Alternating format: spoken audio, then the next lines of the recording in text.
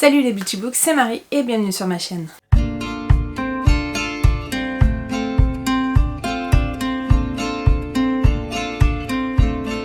J'espère que vous allez bien, on se retrouve pour mon bilan du mois de juin et on va pas tarder et on va pas traîner puisqu'il est assez conséquent puisque j'ai fait pas mal de lectures ce mois-ci, mais je vous en parle tout de suite. En effet, ce mois-ci, j'ai lu 10 romans et 0 graphique pour 5461 pages. Je suis hyper contente parce que je ne pensais pas du tout en lire autant. Alors j'ai lu moins de pages que le mois dernier, mais plus de romans. Donc l'un dans l'autre, c'est pas très grave. Vous allez voir qu'il y a des très bonnes lectures, des gros coups de cœur. Des lectures un peu plus mitigées, mais dans l'ensemble, j'ai passé un très bon mois. Je suis dans une phase où j'ai très envie de lire plein de trucs et en même temps rien à la fois. Du coup, j'ai un petit peu peur de la panne des lectures qui pointerait peut-être le bout de son nez. Je vais faire en sorte de ne pas avoir cette panne de lecture. Mais vraiment en ce moment, j'ai envie de lire toute ma pile à lire. Mais il va falloir faire des choix à un moment donné. Au niveau des formats, j'ai lu 4 romans en audio, 3 en numérique et 3 en papier. J'ai été très raisonnable ce mois-ci puisque je n'ai fait que 3 achats contre les 16 du mois dernier. Donc je suis hyper contente. Donc 3 achats pour ce mois-ci. J'ai lu 2 livres qui sont hors de ma pile à lire et j'ai eu un abandon. Je sentais que ça allait arriver. Je me suis un petit peu forcée à continuer. J'ai commencé 1 heure en audio, je pense, même pas. J'ai laissé tomber, ça ne m'accrochait pas du tout. J'ai dit bon bah ciao, au revoir. Ce mois-ci était un mois normalement basé sur l'historique, mais j'ai lu de l'historique, que ce soit contemporain ou thriller, et j'ai lu aussi de la romantasy puisque j'avais des petites lectures communes dont je vous parlerai juste après. Et je suis très contente puisque j'ai baissé ma pile à lire du coup et que je suis passée de 51 livres à 45 livres, donc je suis hyper contente de moi. C'est un bon bilan de mois et donc ça me permet de rattraper un peu ma catastrophe du mois dernier. Et donc j'espère que les mois prochains vont continuer à la faire descendre puisque si je continue comme ça, c'est plutôt pas mal, sachant que je n'ai plus de précommande ni rien, donc c'est plutôt pas mal. J'allais passer directement aux chroniques, mais non, vous allez avoir mon book haul et l'état de mes sagas. Donc niveau book haul, comme je vous l'ai dit, j'ai acheté 3 romans. J'ai acheté Iron Flame que j'avais précommandé. J'ai précommandé aussi, vous le voyez juste là, c'est Un été pour te retrouver de Morgane Moncomble, qui est le 4e tome de sa saga Season que j'ai prévu de lire pour le mois de juillet. Et j'ai acheté, vous le voyez par là aussi, le dernier Carissa Broadbent. Je l'ai acheté ce mois de juin puisque j'avais très envie d'avoir la version collector, donc j'avais pas envie qu'il me passe sous le nez. J'aimais pas trop l'illustration du brochet, donc j'ai pris le relié, je me suis fait plaisir et c'est un très bel objet livre.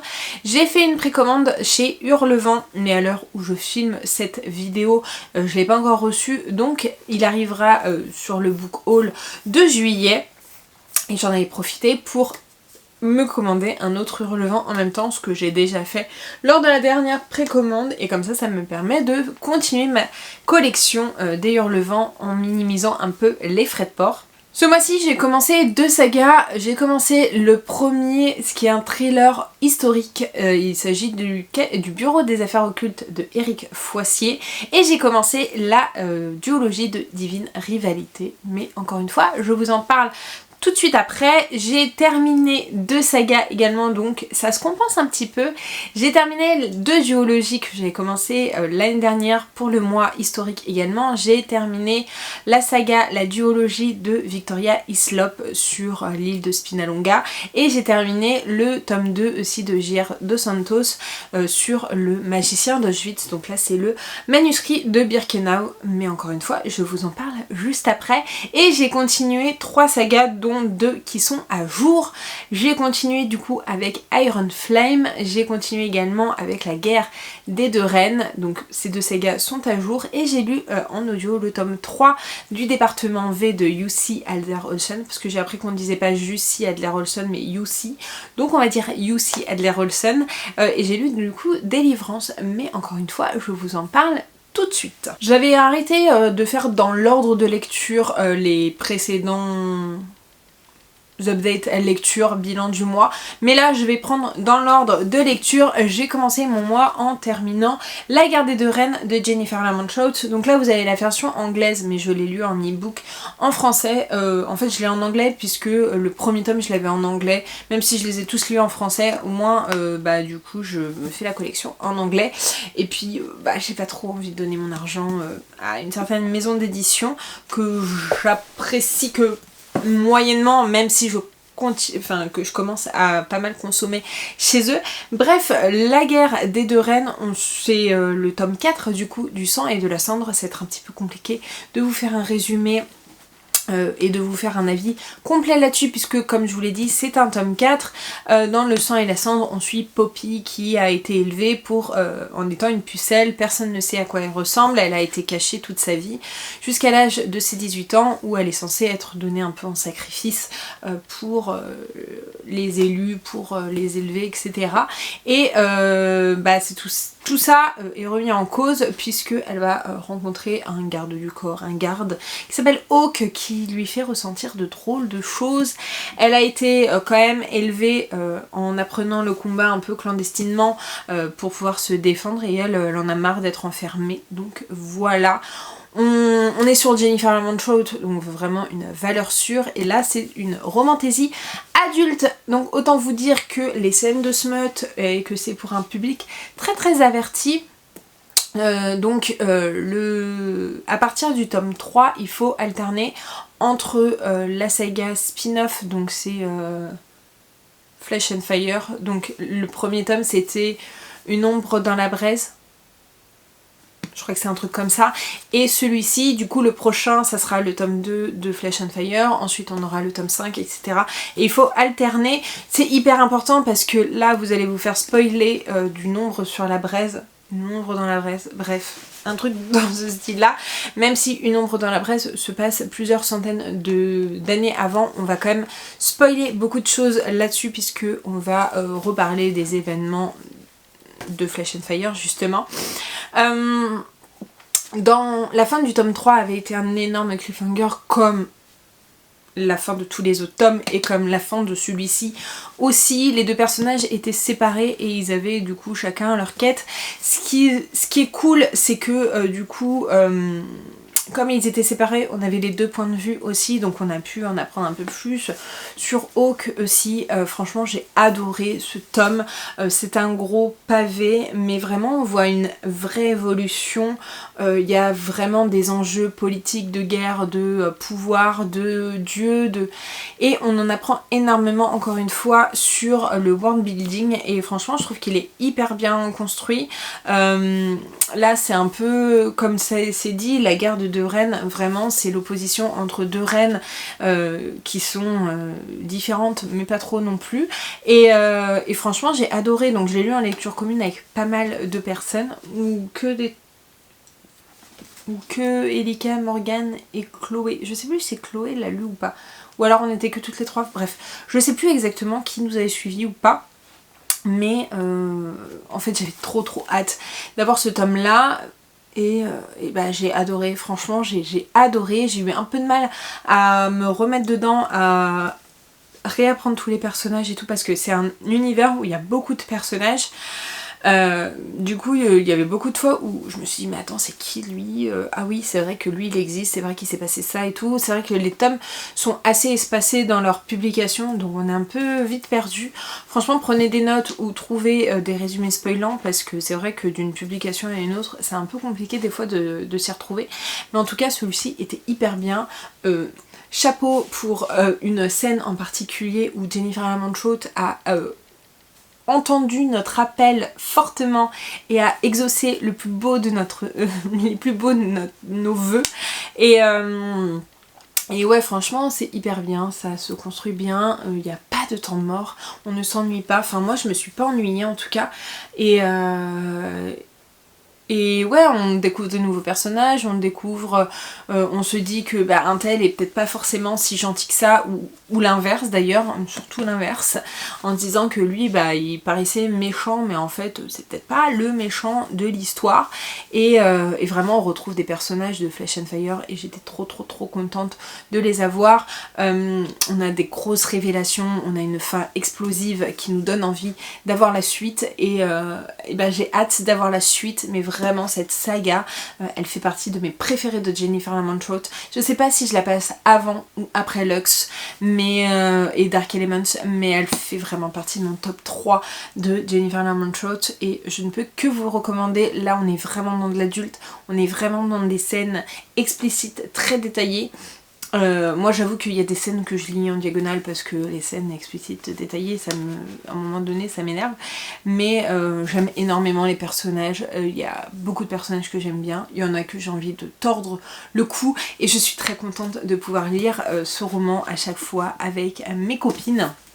New Smut Gang, et voilà, j'ai hâte d'avoir la suite. Alors je crois que le tome 2 de Flesh and Fire était censé sortir au mois de juillet, on n'a pas de nouvelles, pas d'annonce de la maison d'édition, donc je doute fortement que ça va sortir à ce moment là, mais bah, il me tarde déjà d'avoir la suite, et je sais qu'elle est en anglais, mais j'ai pas envie de louper le moindre truc et de la lire en anglais, de comprendre que la moitié.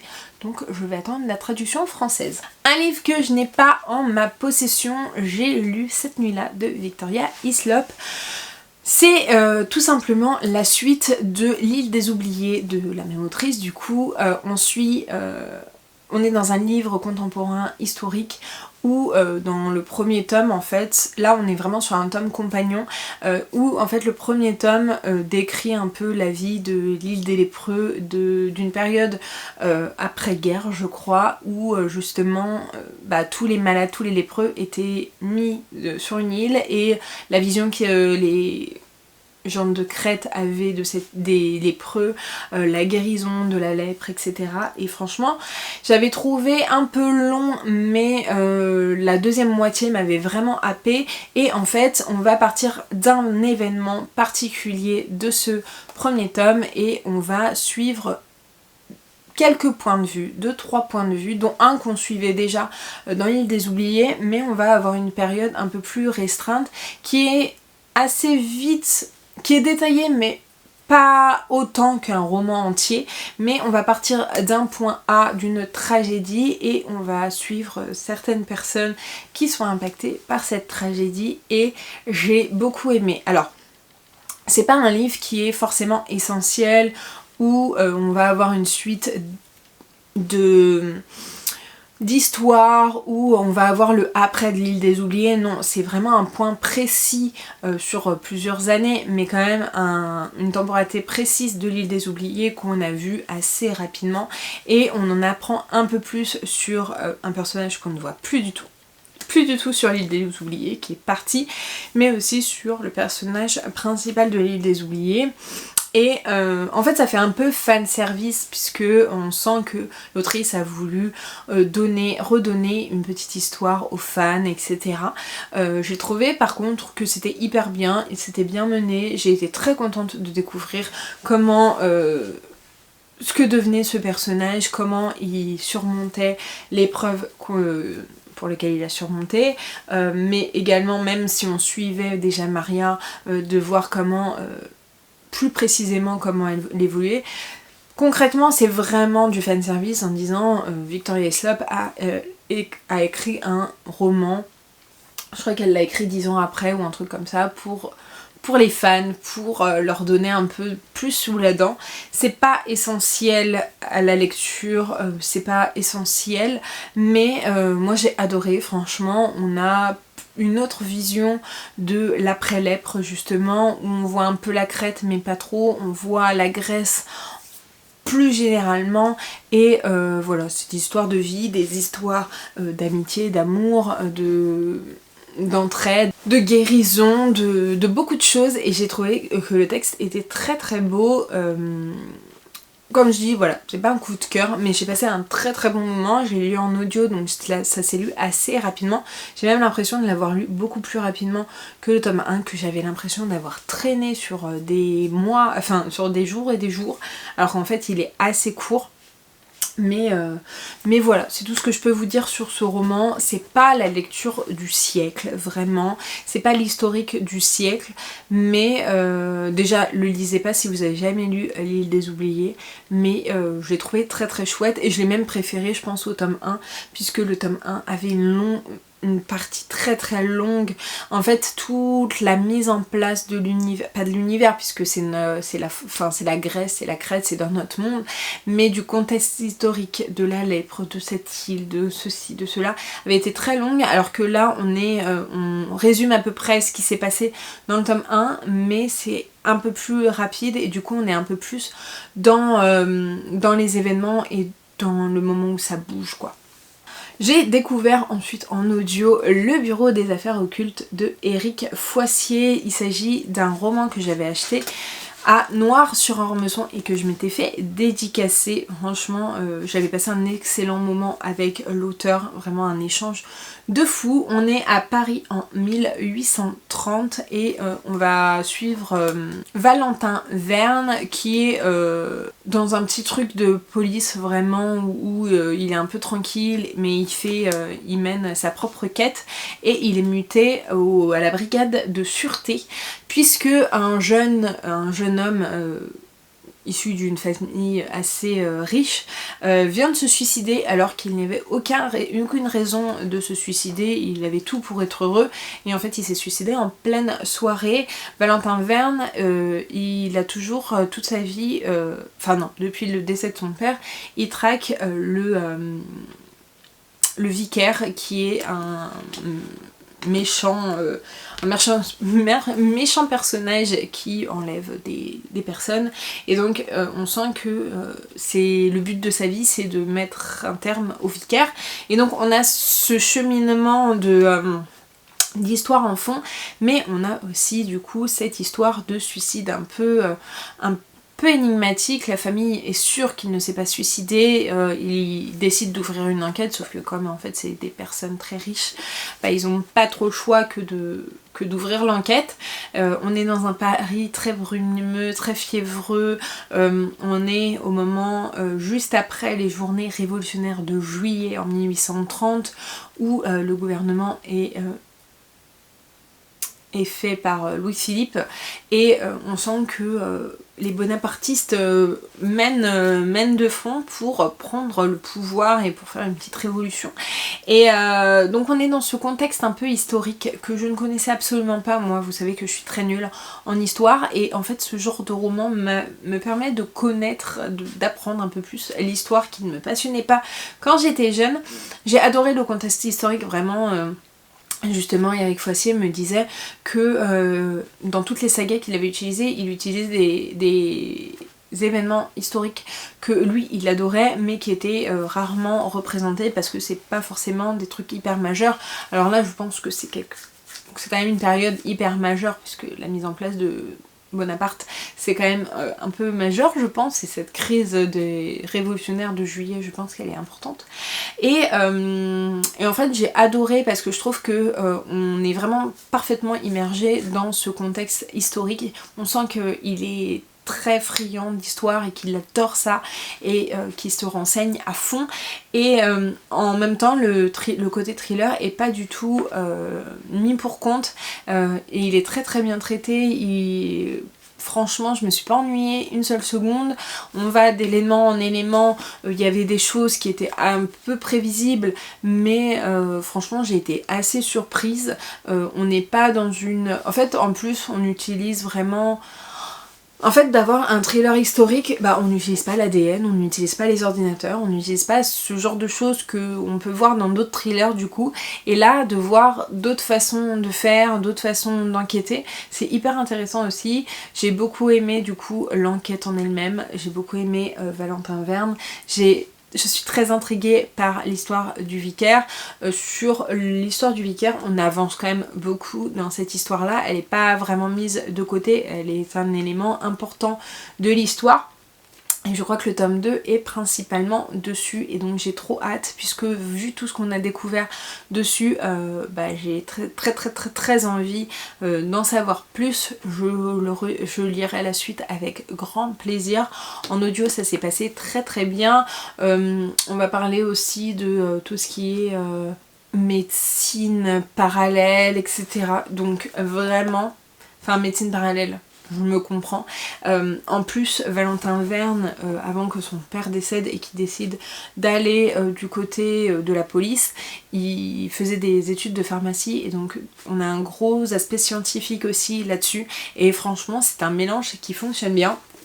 C'est pas un coup de cœur ni rien, mais franchement j'ai vraiment bien apprécié ma lecture et je suis très contente d'avoir enfin franchi le cap et oui, je vais m'acheter les autres tomes avec grande impatience et me les faire tous en audio je pense parce qu'ils sont tous en audio donc ça c'est plutôt cool. Depuis le début d'année, je collectionne et j'accumule pas mal de Faubourg Marigny et donc là j'ai décidé de sortir l'Atelier des Vies Brisées de Don D. Snyder. On est sur la période de Première Guerre mondiale en Angleterre ou en Irlande, je sais plus, bref, entre l'Angleterre et l'Irlande, où on va suivre le jeune peintre qui a confectionné des masques pour les gueules cassées. Donc là on suit Samuel, Sam. Je sais pas si c'est Samuel ou Sam, bref, on suit Sam qui est parti à la guerre pendant la Première Guerre mondiale avec son meilleur ami Ned, sauf que celui-ci est décédé dans les tranchées et Sam a été accusé de désertion et comme il était artiste, il a réchappé à la mort en ayant avec ce projet justement de masque pour les gueules cassées. On suit du coup Sam dans toute sa reconstruction d'après-guerre pour lui, mais quand même de guerre, toute cette création de masques, de la vision des gueules cassées. On suit également Cathy qui était la meilleure amie de Sam et la femme de Ned et qui comprend pas le silence de ces deux jeunes hommes, qui comprend pas pourquoi Sam s'est détaché d'elle et donc voilà, c'est un court roman. Je vous avoue que je suis assez mitigée sur ce roman. Je trouve qu'il est un peu construit comme À l'Ouest, rien de nouveau, dont je vous ai déjà parlé, où on a l'impression d'avoir une succession d'événements sans avoir de fil conducteur. Alors là, il y a un mini fil conducteur puisque c'est vraiment la confection et la mise en place de ces masques. Mais j'avais vraiment l'impression d'avoir des scènes mis bout à bout sans avoir vraiment de fil conducteur, comme je vous dis. À part ça, on est un peu moins dans la partie... Moi j'étais très intéressée d'avoir le contexte, de connaître ces gueules cassées, de savoir comment ils mettaient en place, comment c'était perçu par la société. Là je vous avoue que c'est un peu trop de la reconstruction de Sam dont on parle plus que des masques et des gueules cassées. Même si on en parle et que c'est un point culminant, je trouve que ça passe trop en second rang par rapport à la reconstruction et à la culpabilité de Sam, puisque vraiment il se sent coupable de la mort de son meilleur ami. Et ouais, j'ai trouvé ça un petit peu dommage. Je pense que la façon dont ça a été construit, les choses, comment elles ont été abordées, m'a fait un peu décrocher. Il est assez court, pourtant j'ai mis pas mal de temps à le lire. Je pensais le lire assez rapidement, être vraiment complètement immergée et tout. C'est pas un Faubourg Marigny que je vais recommander et que je vais retenir. Pourtant il avait vraiment tout pour me plaire, mais je pense que l'écriture, je pense que la façon de...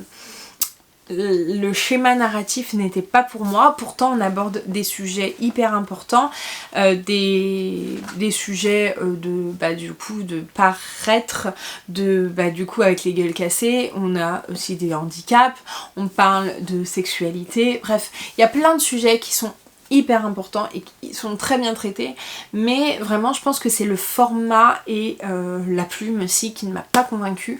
Donc voilà, si ça vous intéresse quand même, n'hésitez pas à le lire. Après voilà, moi je trouve que les masques et les gueules cassées sont un peu trop passés en second plan et ont un peu trop été vite expédiés. Je m'attendais pas vraiment à ça et voilà, ça l'a pas totalement fait pour moi.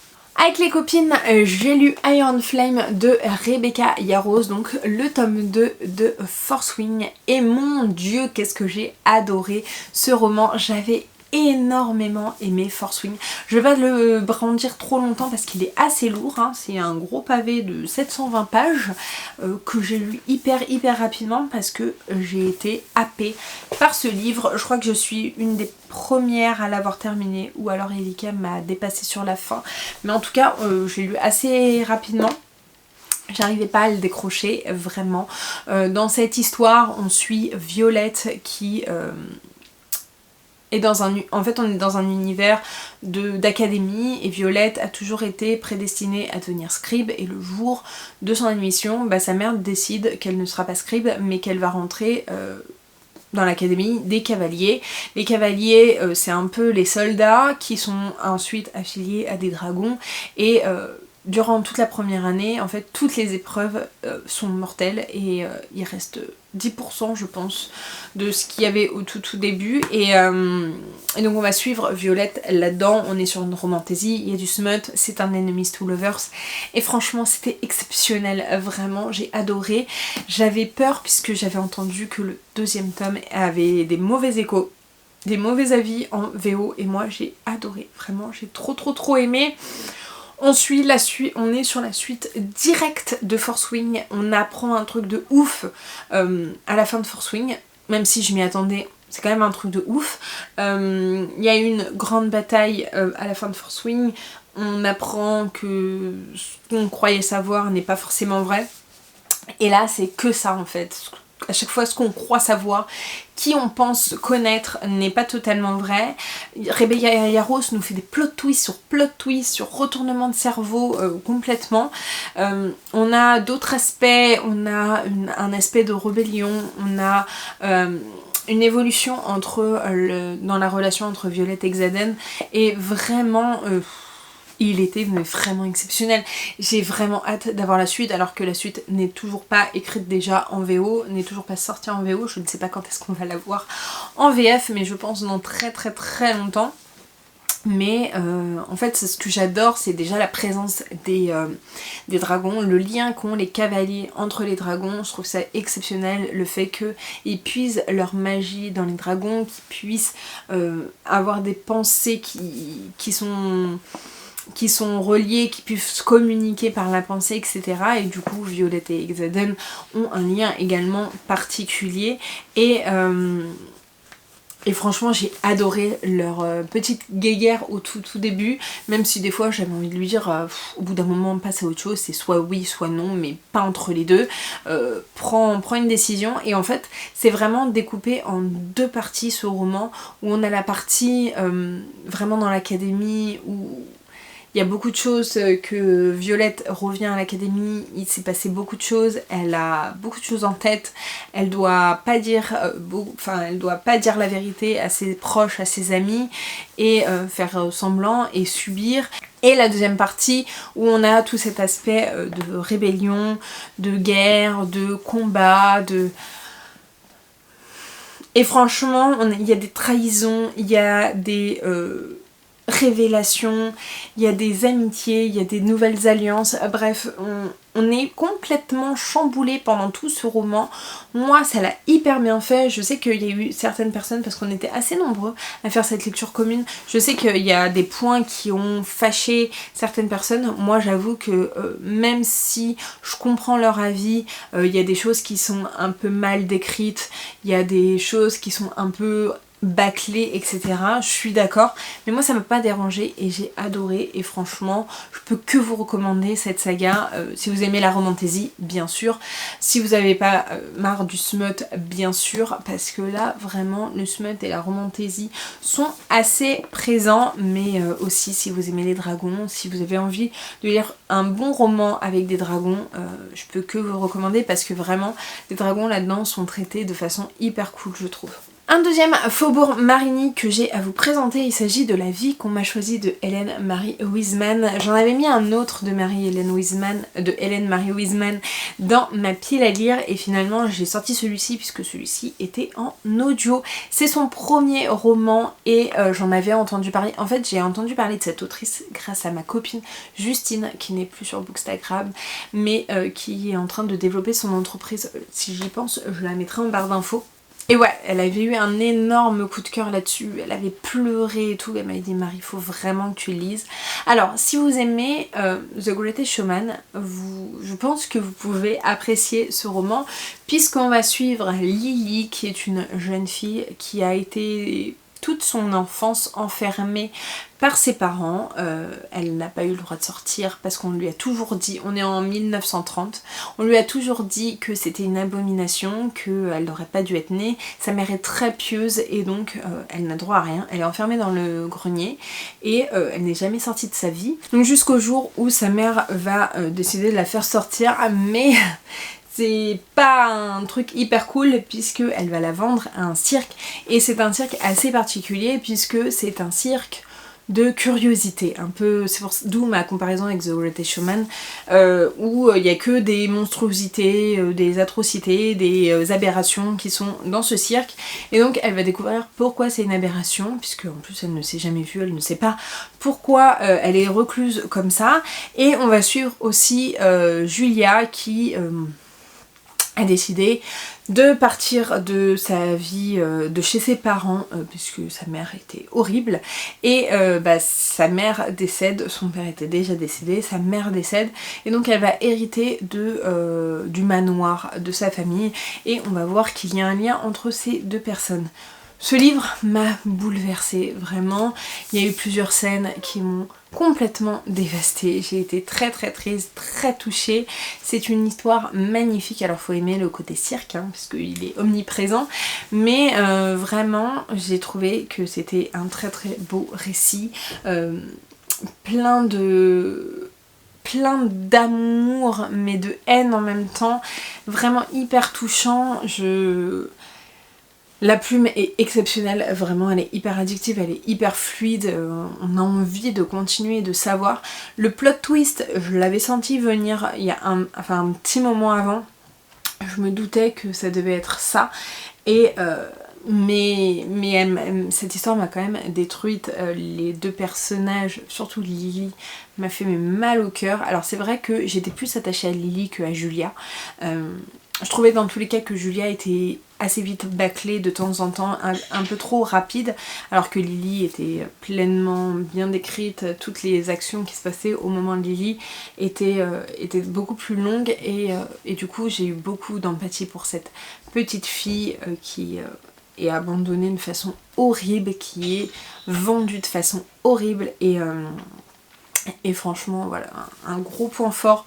Pour moi, j'ai envie de lire tous les Hélène Marie Wiesmann maintenant, si tous ceux sont dans la même lignée que ceux-là, mais je crois que c'est le cas puisque c'est les échos que j'ai eus, je signe direct. Nous avons ensuite le manuscrit d'Auschwitz, non, le manuscrit de Birkenau qui est la suite du Magicien d'Auschwitz. Je vous en avais parlé l'année dernière, j'avais lu le Magicien d'Auschwitz de J.R. Dos Santos et en fait j'avais très envie, je l'avais pris chez Easy Cash puisque j'avais très envie.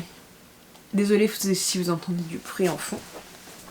J'avais très envie de lire un livre sur le camp d'Auschwitz, sur les camps de concentration et encore plus sur le camp d'Auschwitz. Et je trouvais que la 4e de couverture était un petit peu mensongère sur le Magicien d'Auschwitz. Et donc j'avais hâte d'avoir le tome 2 pour vraiment avoir la façon de vivre, les routines, la façon de fonctionner d'Auschwitz. Et c'est ce que j'ai eu. Vraiment c'est ce que j'ai eu. On suit deux points de vue, on suit donc le magicien qui est juif et donc qui a été emmené à Auschwitz et on suit un portugais qui a été contraint à un moment donné pour le bien de sa bien-aimée de s'enrôler en tant que SS.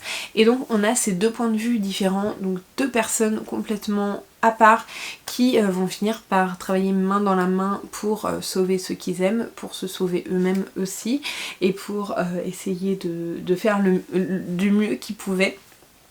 Et on voit toutes les atrocités d'Auschwitz, vraiment. Donc nous, en ayant tout le recul qu'on a aujourd'hui, on sait très bien ce qui s'y passe, mais on voit que le magicien, donc Nivelli, c'est Henri Levin je crois, découvre petit à petit les atrocités qui s'y font, les chambres à gaz, comment tout est organisé, etc. Donc le récit est assez lent quand même, on traîne quand même pas mal en longueur, même si il y a beaucoup de choses qui se passent, puisque vraiment cette duologie conclut vraiment ça. On va avoir le moment aussi de l'arrivée de la Russie, on va avoir le débarquement des États-Unis et de l'Angleterre, le débarquement de juin. Et franchement j'ai trouvé ça hyper intéressant. Je trouve que J.R. Dos Santos est hyper bien documenté et a décrit, je pense, parfaitement les conditions de vie et les conditions historiques. Et par contre voilà, il me manquait juste le rythme. Par contre je suis très très contente et je pense que c'est un roman que tout le monde devrait lire, tellement il est intéressant, tellement il est prenant, tellement il est poignant. Voilà, je suis très contente. Je pense que la plume n'est pas totalement pour moi, ce qui fait que j'étais pas à fond dedans, j'avais pas envie de le binge-reader, etc. Mais il est très dur, il faut être quand même bien accroché, mais vraiment il était très très bien fait et vraiment excellent d'un point de vue historique en tout cas. Un roman qui m'a fait un petit peu verser ma petite larme, il s'agit du Dernier quart avant l'aurore de Aurélie Lauret aux éditions Hurlevent. On est en Angleterre à 1865 et le jeune Oscar vient de perdre sa mère. Voilà, il est issu d'une famille assez bourgeoise, il vient de perdre sa mère et il a toujours été considéré comme le bâtard de sa mère, puisque voilà, famille de bourgeoise, il n'a pas vraiment de père, et en fait au moment où sa mère disparaît, elle laisse une lettre à son fils et au père de son fils pour donner l'identité des deux, parce qu'elle sait très bien qui c'est. Sauf qu'en fait, son père, il s'agit d'un capitaine d'un matelot en fait, d'un capitaine d'un navire qui vogue par vents et par veaux, je sais plus comment on dit, bref, qui vogue d'île en île, de pays en pays.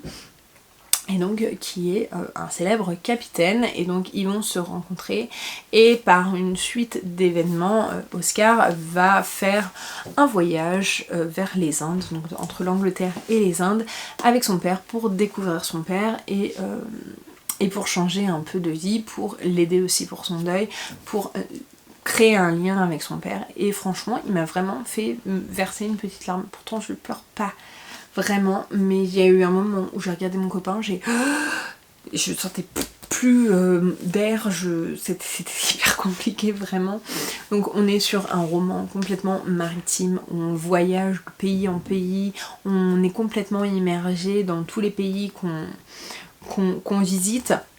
On a vraiment l'ambiance aussi sur le navire, les conditions, Oscar il passe d'une vie dans une belle villa avec des servants à devoir tout faire, être sur un bateau, à devoir aider parce que voilà, il n'y a pas très de faveur, et il va se lier d'amitié avec Mathias. Cette amitié va être formidable. Ils vont se rendre compte qu'il y a des petites magouilles sur le bateau, donc on va voir ce côté là aussi, vraiment le côté deuil, amitié, famille, amour, etc. est hyper bien représenté. Le côté voyage est très très immersif, on a l'impression d'y être. L'autrice est originaire de La Réunion et franchement le seul regret que j'avais c'était qu'on fasse pas une plus grosse halte de La Réunion pour qu'elle nous fasse découvrir en fait son île. J'avais très envie de découvrir ça, mais on découvre parfaitement le Cap-Vert, on découvre parfaitement l'Inde, vraiment trop bien. Un beau livre de voyage, un beau livre si vous voulez une histoire sur un voyage justement maritime, si vous voulez voguer, si vous voulez voyager sur l'eau. Et voilà, c'est un des premiers que je lis de romans maritimes comme ça, et franchement rien que pour ça, ça me faisait très envie, j'étais très curieuse, j'avais un peu peur, mais franchement Le début jusqu'à ce qu'il arrive vraiment sur le bateau a été un petit peu long, mais une fois qu'il est sur le bateau, franchement, ça se bouffe comme pas possible. Vraiment, la maison d'édition Hurlevent fait des livres vraiment de qualité, avec un confort de lecture de malade. Il n'y a pas un énorme travail, mais il y a des en-têtes comme ça de pages. Je l'ai précommandé. Donc voilà, j'ai ma petite dédicace et franchement, encore une fois, ça me donne envie d'acheter tous les romans de la maison d'édition de Hurlevent, puisque j'adore les romans. Voilà, c'est pas un coup de cœur, mais j'ai passé un très très bon moment, j'ai adoré, j'ai été bouleversée. Il y a une petite touche aussi de fantastique qui rajoute vraiment pas mal de choses. La notion de musique aussi est hyper prenante et importante dans l'histoire, bref. Un petit mélange qui, comme ça, me donnerait pas forcément envie, mais franchement, ça l'a bien fait pour moi. Je me dépêche puisque ça fait 1000 ans que je suis sur cette vidéo, j'ai plus que 2 livres à vous présenter. J'ai lu Divine Rivalité de Rebecca Ross, publié chez De Saxus. Alors déjà, à savoir, c'est pas un adulte, c'est un young adulte, et franchement je m'attendais à un adulte, j'ai été un poil déçue d'avoir ce côté un peu young adulte, mais vraiment, enfin, franchement le travail éditorial, le relié est magnifique, j'aime trop, je le trouve très très beau, et donc j'ai forcément bien craqué. Donc dans cette histoire, on va suivre Iris, qui est une jeune journaliste qui a son frère qui s'est enrôlé dans la guerre, puisqu'il y a une guerre entre deux dieux dans cet univers. Elle est journaliste et elle vit toute seule du coup avec sa mère, son frère est parti et elle va avoir comme routine d'envoyer une lettre écrite à son frère jusqu'au jour où ces lettres disparaissent et qu'elle reçoit une réponse, mais qui ne vient pas de son frère mais d'une autre personne. Elle n'est pas au courant, mais il s'agit de Roman, son pire ennemi au journal, et on comprend pas trop pourquoi déjà ils arrivent à s'échanger des lettres. Lui il sait très bien qui elle est, mais elle ne sait absolument pas qui il est, et avec un certain événement dont je ne vous parlerai pas, elle va s'engager en tant que correspondante de guerre, aller sur le front pour voir qu'est-ce qui s'y passe. Il va y avoir un enemies to lovers bien sûr, et sur fond vraiment de guerre de dieux. J'ai plutôt bien aimé, ça n'a pas été le coup de cœur que tout le monde a eu, vraiment tout le monde a eu un énorme coup de cœur là-dessus. Moi j'ai pas eu de coup de cœur, j'ai beaucoup aimé, j'ai pas trouvé le page turner que je voulais, mais c'est les seuls points négatifs que je pourrais trouver, parce que j'ai beaucoup aimé, j'ai bien aimé l'histoire, j'ai bien aimé toute la mythologie qu'il y avait derrière, j'ai beaucoup aimé les personnages, j'ai beaucoup aimé aussi la relation qu'ils entretiennent l'un avec l'autre et l'évolution de leur relation justement. C'est une duologie, le tome 1 se termine sur un cliffhanger, encore une fois, de fou. Donc là il y a marqué 15 ans et plus, en vrai, s'il y a les duretés quand même de la guerre, je trouve que le contexte est hyper bien mis en place, puisque on est vraiment sur le front, donc on a l'impression d'être sur une guerre lambda, mais avec quelques touches de fantastique et de fantaisie. Mais on a l'impression d'être pendant la première ou de la seconde guerre mondiale, je pense plutôt la première guerre, surtout vu le contexte entre les personnages, c'est-à-dire qu'ils se vouvoient entre eux, ils font rien avant le mariage, enfin le mariage est très important, bref, la façon d'être, la façon de parler, etc. fait très début de siècle, et donc je pense qu'on peut plus référer ça à la première guerre mondiale, mais voilà, j'ai bien aimé, c'est pas le coup de cœur que tout le monde a eu, mais j'ai passé un très très bon moment. Et le dernier roman dont je voulais vous parler, il s'agit de Délivrance de Jussi Adler-Olsen, qui est le tome 3 du département V.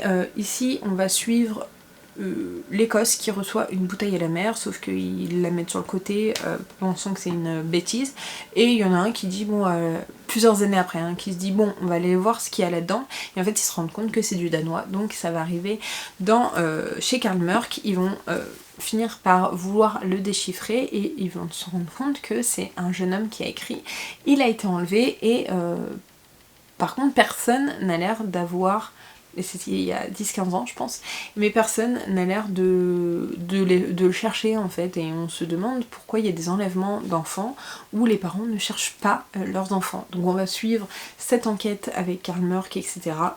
J'ai adoré, l'enquête est géniale, surtout qu'en plus on a le point de vue du coupable. Et donc comme il sévit toujours, bah, on a toujours ce côté un peu haletant, un peu où on a besoin d'air, etc. On va suivre également la femme de ce coupable là qui se doute absolument de rien et qui va subir certaines choses. Mon livre est abîmé, je me demande si c'est pas ma fille qui l'a fait. Bref, une enquête encore une fois oufissime. On a quelques interrogations encore sur les personnages comme Assad, comme Rose, comme Karl. On nous rajoute plus de problèmes que de solutions, j'ai l'impression, sur ces personnages, mais je sais qu'au fur et à mesure on va avoir des réponses. Vraiment l'enquête était génialissime, encore une fois hors d'haleine, pleine de rebondissements, pleine de mouvements, pleine de tout, et c'est un thriller nordique qui fonctionne avec moi. On est sur un gros pavé qui se dévore, vraiment on a envie de connaître la suite. Il y a des turnovers, des cliffhangers, des plot twists dans tous les sens, et franchement je peux que vous recommander parce que cette saga est vraiment dingue. Et en fait c'est des cold cases qui sont hors d'haleine, puisque vraiment il y a toujours un truc avec le présent, et du coup on finit toujours en apnée. Dans tous les cas, Jussi Adler-Olsen est très fort dans ses romans, et j'ai très envie d'avoir la suite. Donc voilà, je vous laisse pour cette vidéo. N'hésitez pas à me dire si vous avez lu un de ces livres, à me dire combien de livres vous avez lu, ce que vous avez lu. N'hésitez pas comme d'habitude à liker la vidéo, à la commenter et à vous abonner. Je vous mets juste ici pour vous abonner, ici ma dernière vidéo, et en attendant une prochaine vidéo, je vous fais de très gros bisous et je vous dis à très bientôt. Ciao!